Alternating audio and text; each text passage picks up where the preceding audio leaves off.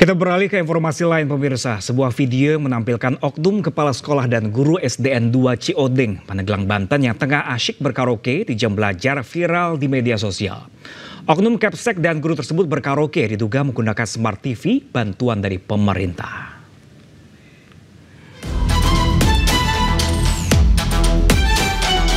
Rekaman video oknum guru dan kepala sekolah SDN 2 Ciodeng, Pandeglang, Banten ini viral di media sosial.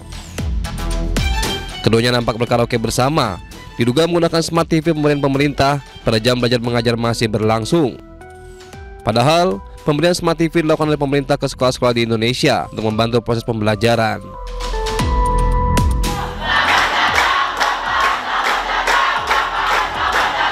Presiden Prabowo Subianto menargetkan pemberian Smart TV untuk 330.000 sekolah di Indonesia pada tahun ini. Sekarang pun kita sudah sebarkan,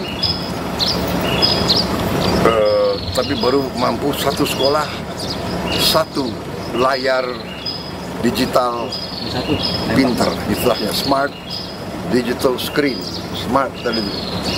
Baru mampu satu sekolah satu. Tapi berarti tahun ini kita harapkan 330.000 sekolah akan dapat. Saat ini, Smart TV sudah mulai dibagikan ke sekolah-sekolah di Indonesia. Sementara total sekolah di seluruh Indonesia sekitar 450.000.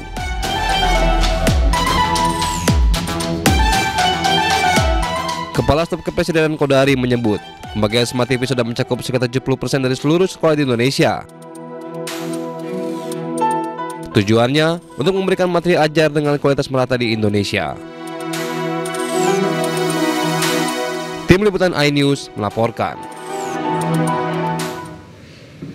Sementara itu pemirsa, Presiden Prabowo Subianto memanggil sejumlah menteri ke kediamannya di Kertanegara, Jakarta Selatan. Para menteri dikumpulkan berkaitan dengan program makan bergizi gratis yang tengah jadi sorotan lantaran banyak kasus keracunan.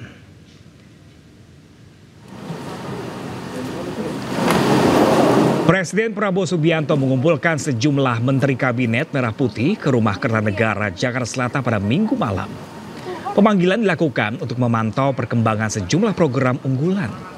Mulai dari swasembada pangan, Koperasi Merah Putih hingga evaluasi penanganan kasus keracunan makan bergizi gratis. Salah satu yang dilaporkan dari hasil rapat perbaikan program itu adalah terkait tata kelola MBG. Prabowo juga disebut memberikan petunjuk detail untuk perbaikan program tersebut dan menegaskan bahwa keselamatan anak-anak menjadi prioritas utama. Mensesnek Prasetyo Hadi menyebut beberapa sampel dari MBG juga sudah selesai diteliti dan penyebab banyaknya siswa yang keracunan karena adanya bakteri.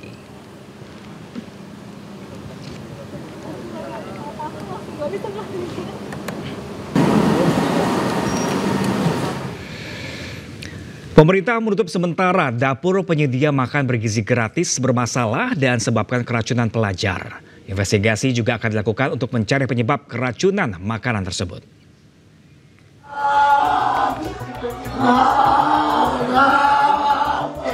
Pemerintah akhirnya mengambil langkah tegas untuk menghentikan kasus keracunan pelajar akibat makanan bergizi gratis.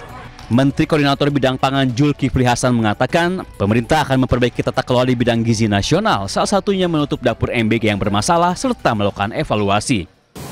Pertama, SPPG yang bermasalah ditutup untuk sementara, dilakukan evaluasi dan investigasi. Jadi yang pertama tutup sementara, dilakukan evaluasi dan investigasi.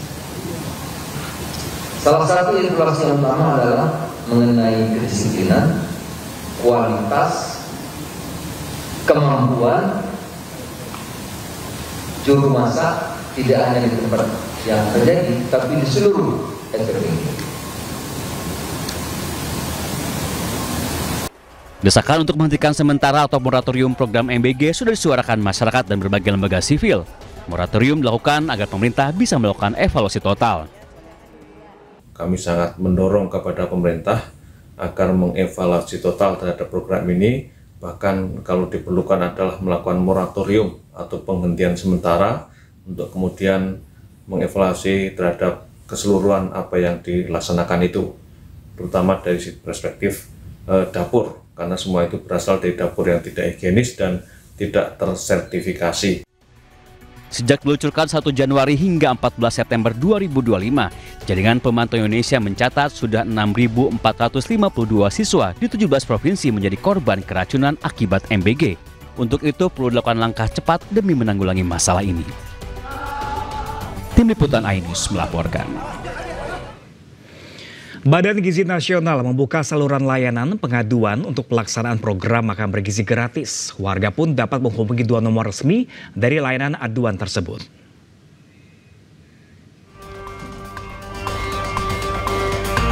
Kepala Biro Hukum dan Humas BGN menjelaskan hotline beroperasi dari hari Senin sampai dengan Jumat pukul 9 hingga 22 waktu Indonesia Barat.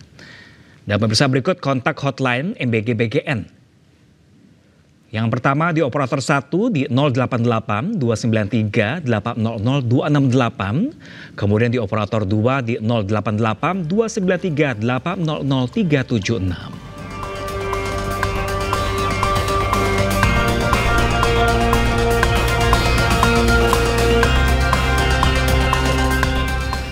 Dua kubu pendukung calon ketua umum PPP periode 2025-2030 terlibat adu mulut hingga baku pukul. Pihak Muhammad Mardiono dan Agus Suparmanto saling mengklaim sebagai ketua umum P3.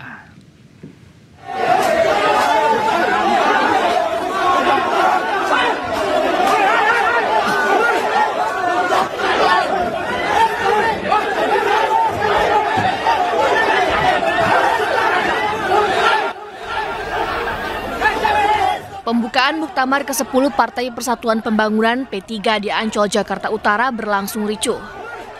Sejumlah kader adu mulut, saling dorong hingga saling melempar kursi saat prosesi pembukaan.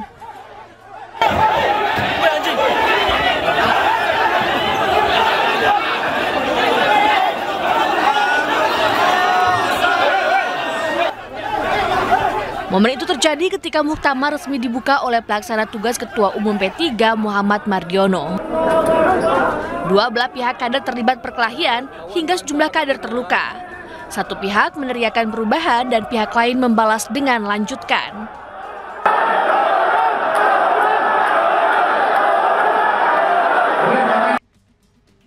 Dua calon ketua umum P3 saling mengklaim sebagai ketua umum terpilih. Mereka adalah Muhammad Mardiono dan Agus Suparmanto. Menurut Ketua Majelis Pertimbangan P3 Muhammad Romahur Muzi dari kubu Agus terpilih sebagai ketua umum bersama dengan 12 orang formatur lainnya.